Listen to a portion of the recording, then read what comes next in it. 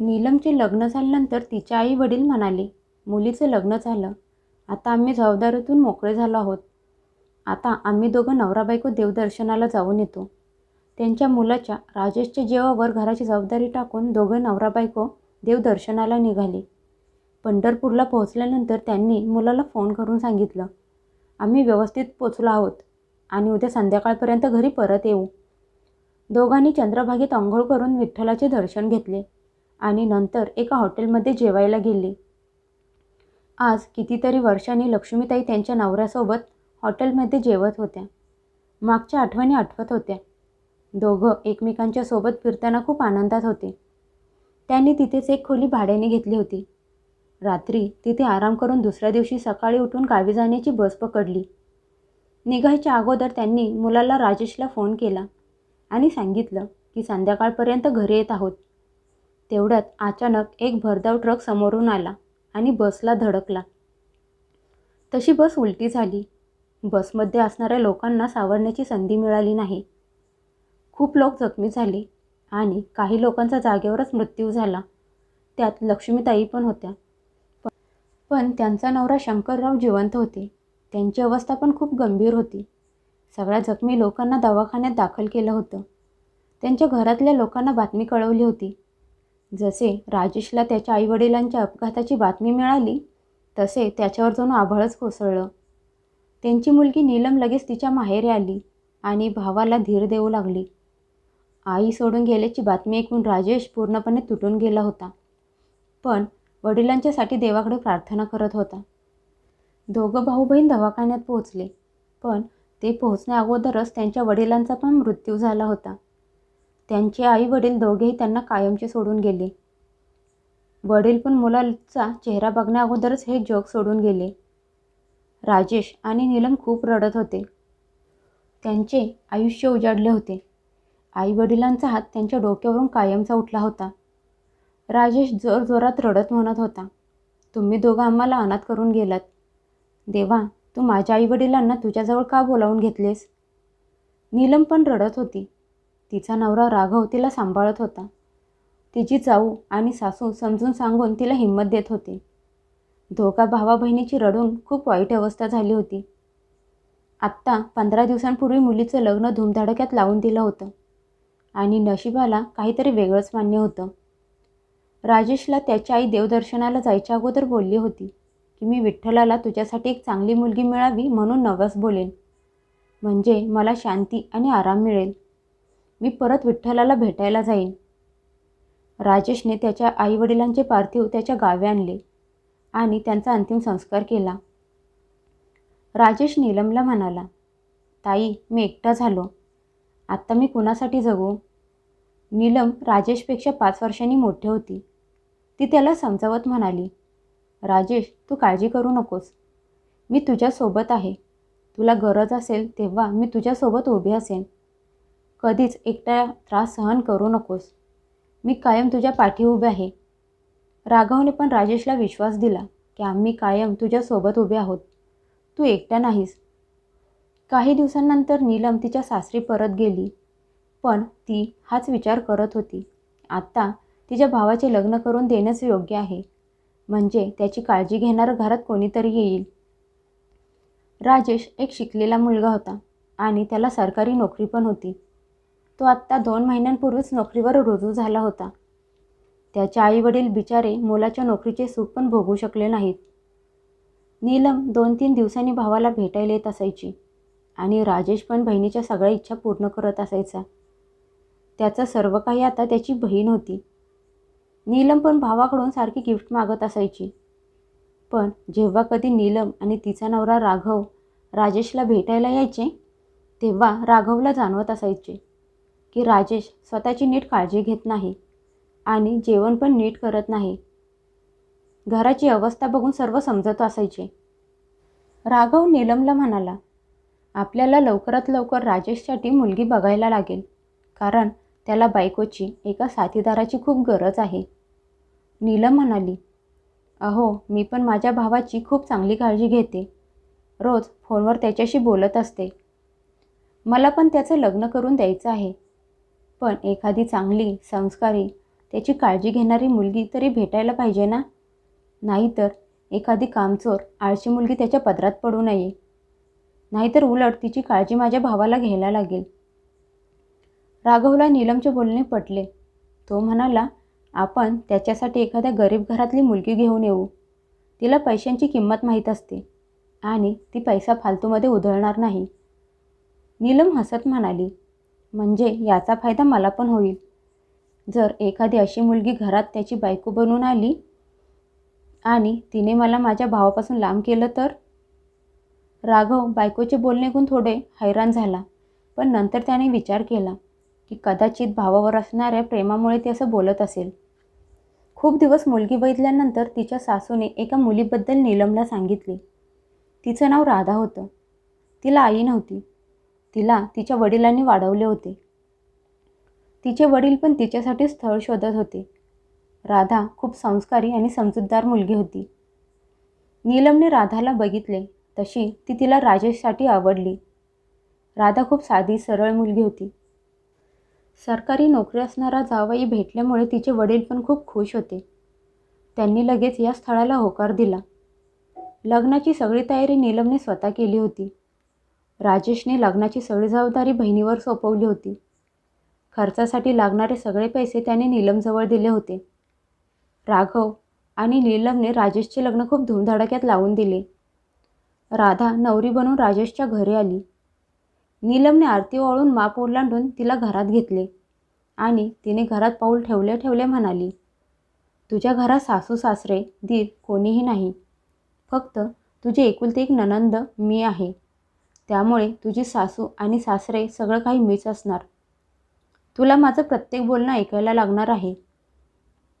हे ऐकून राजेश पण राधाला म्हणाला, राधा, माझी पण हीच इच्छा आहे की तू ताईचं सगळं बोलणं ऐकून घ्यावे आणि कायम तिचा मान ठेवावा. कारण माझ्या आईवडिलांच्या नंतर तिनेच मला सांभाळले आहे. हीच माझी सगळं काही आहे. राधाने पण हो म्हणून मान हलवली. त्या बिचारीला काय माहीत होतं की पुढे तिच्या आयुष्यात काय होणार आहे. राधा घरात आली आणि आठवड्यानंतर नीलम तिच्या सासरी परत गेली. पण या आठवड्यात राधाने हेच बघितलं की राजेश त्याच्या बहिणीच्या मागे पुढे करत असतो. प्रत्येक गोष्टीत तिचं ऐकत असतो.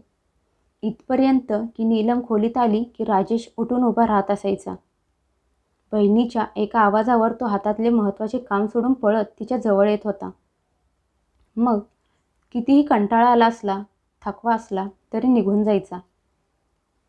राजेश तिला कुठल्या गोष्टीसाठी नाही बोलत नव्हता. एक दिवस नीलमने आवाज दिला, राजेश, माझ्या खोलीतला कूलर बंद पडला आहे, जरा येऊन बघ. त्यावेळी राजेश जेवायला बसला होता. बहिणीचा आवाज ऐकून तो जेवत्या ताटावरून उठून निघाला.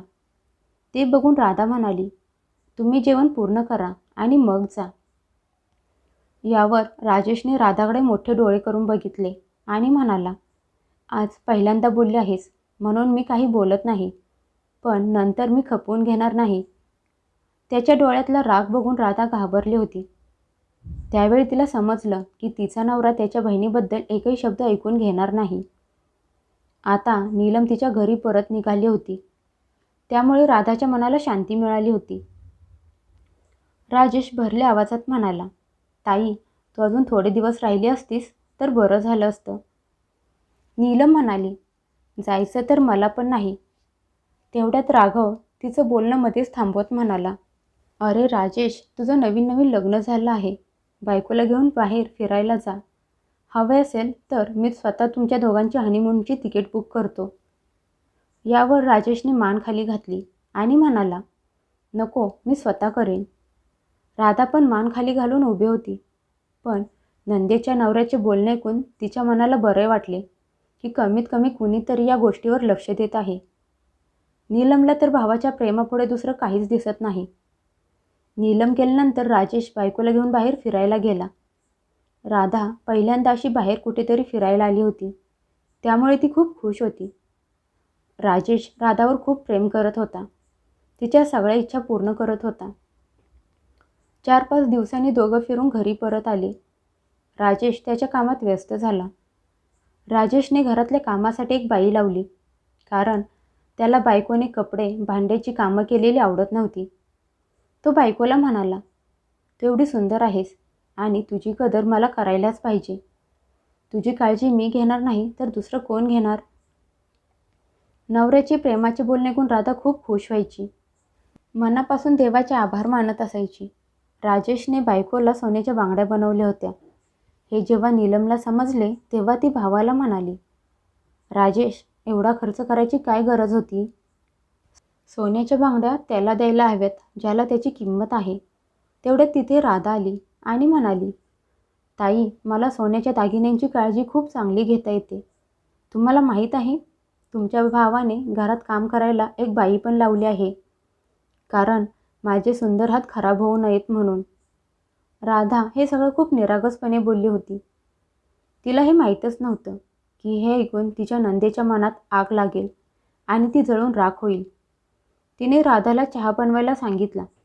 ती किचनमध्ये गेल्यानंतर भावाला म्हणाली, अरे राजेश, तुम्ही घरात दोघंच राहता, पण कामाला बाई लावायची काय गरज होती? मी तुला सांगते, तू तिला डोक्यावर बसवत आहेस. उद्या ती तुला तिच्या तालावर नाचवायला लागेल. हे ऐकून राजेश म्हणाला, ताई, तू माझ्यावर खूप प्रेम करतेस, त्यामुळे तू असं बोलत आहेस. खरंच असं काहीच नाही. ती माझी खूप काळजी घेत असते. भावाच्या तोंडातून बायकोची प्रशंसा ऐकून नीलमला खूप वाईट वाटले. तिला असं वाटायला लागलं होतं की राधा घरात आल्यामुळे तिची या घरातली किंमत कमी झाली आहे. ती राधासमोर राजेशवर सारखा सारखा तिचा हक्क दाखवत असायची. दोघांना एकत्र गप्पा मारताना बघितलं की लगेच त्याला तिथून बोलावून घ्यायची. एक दिवस राजेशला ऑफिसच्या कामासाठी 2 दिवसांसाठी बाहेर जायचं होतं. त्याचा एक मित्र पण त्याच्यासोबत होता. दोघं बाईकवरून गेले.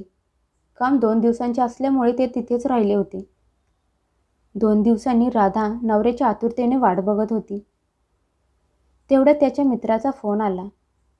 तो म्हणाला, आमचा अपघात झाला आहे. समोरून गाडी आल्यामुळे राजेशला बाईक आवरली नाही आणि त्याचा तोल गेला. मी झाडाला पकडले, पण राजेश माहीत नाही दरीत कुठे पडला आहे, सापडत नाही. ही बातमी ऐकून राधा चक्कर येऊन खाली पडली. बाजूच्या एका बाईने दार उघडे असलेले बघून घरात आली आणि राधाला खाली पडलेली बघून तिला तोंडावर पाणी मारून उठवले. राधाने उठल्यावर नंदेला फोन करून सगळं सांगितलं. ही बातमी ऐकून नीलम नवऱ्याच्या सोबत माहेरी आली आणि राधाला सोबत घेऊन घटना घडलेल्या जागेवर पोहोचली. पोलीस तिथे राजेशची शोधाशोध करत होते, पण राजेशचे प्रेत सापडले नाही. राधाची रडून रडून खूप वाईट अवस्था झाली होती. नीलम पण रडत होती. पोलीस म्हणाले, तो एवढ्या खोलवर पडला आहे की त्याची बॉडी मिळणं पण खूप अवघड आहे. असं वाटतंय की जंगली जनावरांनी खाल्ली असेल. एवढ्या उंचावरून पडल्यावर जिवंत राहणे खूप अवघड आहे. नीलम आणि राघव राधाला घेऊन घरी परत आले. राधा स्वतःला विधवा मानायला तयार नव्हती, पण नीलम सारखी सारखी बोलत होती की आता राजेश परत येणार नाही. या बांगड्या, मंगळसूत्र काढून टाक. पण राधा ही गोष्ट मानायला तयार नव्हती. नवऱ्यासाठी रडून रडून तिची अवस्था खूप वाईट झाली होती. तिचे वडील म्हणाले, बाळा, आता तू या घरात एकटी कशी राहणार? माझ्यासोबत आपल्या घरी परत चल. हे ऐकून नीलम म्हणाली, नाही, राधा माझी जबाबदारी आहे. आई बाबा गेल्यानंतर माझ्या भावाला पण मीच सांभाळले होते. आता माझा भाऊ गेल्यानंतर त्याच्या बायकोला सांभाळण्याची जबाबदारी माझी आहे. मी तिची बहिणीसारखी काळजी घेईन. तुम्ही काळजी करू नका. राधाला घेऊन नीलम तिच्या घरी गेली आणि म्हणाली, आता तू या घरात राहायचं आहेस. हे घर पण तुझं आहे आणि या घराला पण तसेच सांभाळायचे आहे जसे तू तुझं घर सांभाळत होतीस. घरातले काम केलेस तर तुझं मन कामात लागून राहील, नाहीतर नवऱ्याची आठवण काढून रडत राहशील. राघवने पण राधाला समजून सांगितले की घरातल्या कामात मदत केलीस तर तुझं मन लागून राहील. पण हळूहळू नीलमने घरातल्या सगळ्या कामाची जबाबदारी तिच्या एकटीच्या खांद्यावर टाकली. प्रत्येक छोट्या छोट्या गोष्टीसाठी राधाला आवाज द्यायला लागली. राधा दिवसभर घरातली सगळी कामं करत असायची आणि नीलम पाण्याचा ग्लास पण हाताने घेऊन पित नव्हती. राघव ऑफिसमधून घरी आल्यावर पण नीलम राधाला त्याच्यासाठी जेवण वाढायला सांगायची. हे बघून राघवला खूप वाईट वाटत असायचं.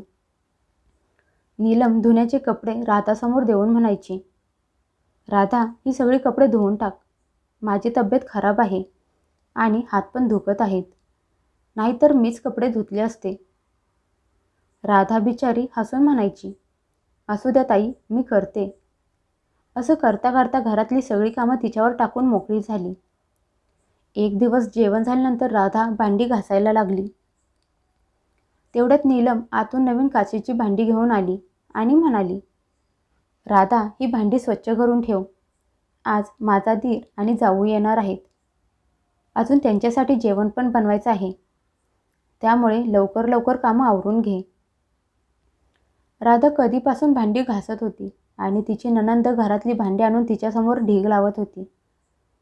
तिने तर आता जेवण बनवण्याची पण ऑर्डर सोडली होती. भांडी घासायला बसून बसून तिची पाठ आखडली होती आणि ती काही बोलू पण शकत नव्हती. तिला काही दिवसांपासून चक्कर पण येत होती. तिला आठवायला लागले की तिचा नवरा राजेश तिची किती काळजी घेत होता. घरातल्या कामाला हातभार लावत होता. त्याला जाऊन आत्ता कुठे 20 दिवस झाले होते आणि तिच्या नंदेने तिची अशी अवस्था करून ठेवली होती.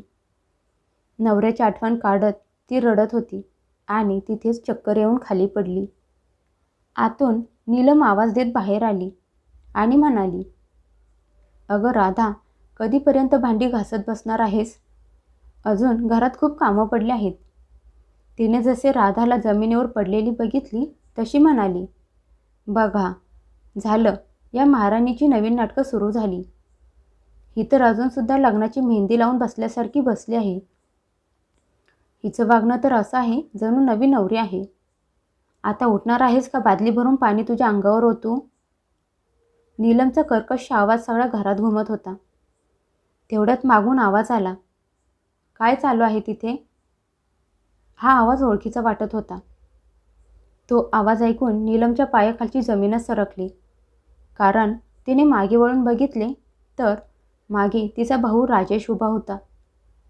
त्याला असे अचानक समोर बघून नीलम आ वासून उभी राहिली.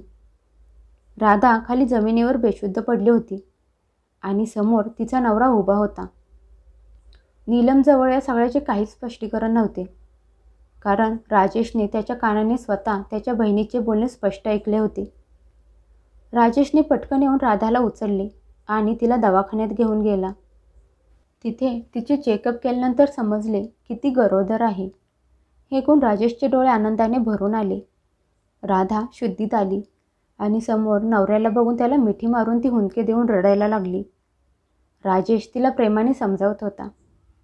राधा म्हणाली, अहो, तुम्हाला माहीत नाही, तुमचा अपघात झालेला ऐकून आणि तुम्ही सापडत नाही हे समजल्यावर मी किती रडले होते. या दिवसात मी किती काही सहन केलं आहे. राजेश नीलमकडे बघून म्हणाला, मला सगळे माहीत आहे. तुझ्यासोबत काय काय झालं आहे. थोड्या वेळापूर्वी मी सगळे माझ्या डोळ्यांनी बघितलं आहे. आता मी परत आलो आहे ना. आता तू माझ्यासोबत आपल्या घरी परत चल. राधाने उत्सुकतेने विचारले, अगोदर तुम्ही मला हे सांगा, अपघातानंतर तुम्ही सापडला का नाहीत? तुमच्यासोबत काय झालं होतं? तेव्हा राजेशने तिला सगळं सांगितलं की घरी मित्रासोबत बाईकवरून येताना वळणावर एक ट्रक जोरात समोरून आला आणि माझी बाईक रस्त्यावरून खाली घसरली आणि दरीत कोसळली. माझा मित्र वरती झोडपात अडकला आणि मी खूप खाली जाऊन दगडावर माझं डोकं आपटलं. मी बेशुद्ध पडलो. पण त्यावेळी मी झोडपात अडकलो होतो, त्यामुळे माझा जीव वाचला. पण शरीरावर खूप जखमा झाल्या होत्या. डोक्याला मार लागला होता. 2-3 तासांनी ट्रेकिंग करायला आलेल्या तरुण मुलांनी माझा विव्हळण्याचा हलका आवाज ऐकू आला. अगोदर त्यांना असं वाटलं की एखादं जनावर असेल, पण नीट आवाज ऐकल्यावर ते खाली उतरले आणि मला त्यांनी जखमी अवस्थेत पडलेलं बघितलं. त्यांनी लगेच पोलिसांना बातमी दिली. रेस्क्यू टीमने खूप उशिरा मला दरीतून बाहेर काढले. त्यावेळी मी खूप जखमी होतो. मला कशाचीही शुद्ध नव्हती. माझा फोन तुटला होता. त्यामुळे ओळखणे खूप मुश्किल झाले होते. मला जवळच्या शहरात दवाखान्यात ॲडमिट केलं. कितीतरी दिवस ICUमध्ये आयुष्याशी लढत होतो. डॉक्टरांनी सांगितलं होतं की माझी अवस्था खूप नाजूक आहे, पण हळूहळू माझ्या जीवावरचा धोका कमी झाला. मला शुद्ध आली होती, पण मला नीट बोलता येत नव्हतं. शरीर खूप कमजोर झालं होतं. उठता पण येत नव्हतं. दुसरीकडे पोलिसांना माझी बॅग आणि बाईक सापडली आणि खाली खोल नदी होती. त्यामुळे पोलिसांना असं वाटलं की कदाचित मी नदीत पडून वाहून गेलो आहे. त्यामुळे त्यांनी मला मृत घोषित केलं. 15-20 दिवस दवाखान्यात राहून माझी हालत सुधारली आणि सगळ्यात अगोदर मी घरी पोहोचलो. घराला कुलूप लागलेले बघून माझे मन खूप बेचैन झाले. शेजारच्या लोकांकडून समजले की तू ताईच्या घरी आहेस आणि मी लगेच ताईच्या घरी आलो. पण दारातच ताईचा आवाज माझ्या कानावर पडला. मी लगेच आत आलो. समोर तू खाली पडली होतीस आणि तुझ्यासमोर भांड्यांचा ढीग लागला होता. ते दृश्य बघून माझ्या काळजात धस्स झालं. ज्या बायकोला मी कायम फुलासारखे सांभाळून ठेवले होते, आज ती या अवस्थेत होती. आज मला जाणवलं की मी इथे नसताना तू किती सहन केलं असशील. काही तासातच डॉक्टरांनी तिला घरी जायची परवानगी दिली. तेवढ्यात राघव तिथे आला. राजेशला जिवंत बघून त्याला खूप आनंद झाला. राजेश राधाला घेऊन घरी निघाला होता. तेव्हा नीलमचा नवरा राघव म्हणाला, राजेश, तू इथे नव्हता तेव्हा राधा तुझी आठवण काढून खूप रडली आहे. आता तू आला आहेस तर थोड्या वेळासाठी आमच्या घरी चल. इथे जवळच आहे. चहा नाश्ता करून मग घरी जा आणि मग आम्हाला सांग तुझ्यासोबत काय घडले. राजेश त्याच्या बहिणीकडे बघून म्हणाला, भाऊजी, माझ्या बहिणीने माझ्या बायकोसोबत जे केलं आहे ते बघून मी कधीच तुमच्या घरात पाऊल पण ठेवणार नाही. मी नसताना माझ्या बायकोची जी अवस्था झाली आहे ती बघून मी तिला कधीच माफ करणार नाही. आता मी तिला कधीच माझं तोंड पण दाखवणार नाही. देवाच्या कृपेने आणि राधाच्या प्रेमामुळे मी परत आलो. हे ऐकून नीलम पुढे आली आणि भावाला म्हणाली, राजेश, मला माफ कर. मी राधासोबत खूप चुकीचं वागले आहे. कारण जेव्हापासून ती तुझ्या आयुष्यात आली तेव्हापासून मला असं वाटत होतं की तुझं माझ्यावरचं प्रेम कमी झालं आहे आणि तू माझी कदर करत नाहीस. याच रागात तू गेल्यानंतर मी राधाकडून याचा बदला घरातली कामं करून घेत होते. खरंच मी खूप चुकीचं केलं आहे. मी माफी मागायची पण लायकीची नाही. पण झालंच तर मला माफ कर. माझे या जगात रक्ताचे एकच भावाचे नाते आहे आणि तो जिवंत परत आल्याचा आनंद पण मी साजरा करू शकत नाही. कारण मी माझ्या भावाला खूप नाराज केला आहे. नीलम हात जोडून भावाची आणि त्याच्या बायकोची माफी मागत होती. तेव्हा राधा तिचे हात पकडून म्हणाली, असू द्या ताई, जे झालं ते झालं. तुम्ही माफी मागू नका. तुम्ही आमच्यापेक्षा वयाने आणि नात्याने मोठे आहात आणि चूक तर मोठ्यांकडून पण होत असते. राजेश म्हणाला, पण ताई, मी तुझ्याकडून एवढ्या मोठ्या चुकीची अपेक्षा कधी करू शकत नव्हतो. तू माझ्या आयुष्यातला एकुलता एका आधाराला, माझ्या बायकोला एवढा त्रास दिला. असं म्हणत राजेश राधाचा हात पकडून तिथून निघून गेला. नीलम रडत चुकीचा पश्चाताप करत भावाला जाताना बघत राहिली. राधासोबत बायकोसोबत चुकीचं वागल्यामुळे राजेशने त्याच्या बहिणीसोबत जे केलं ते योग्य होतं का अयोग्य, नक्की सांगा.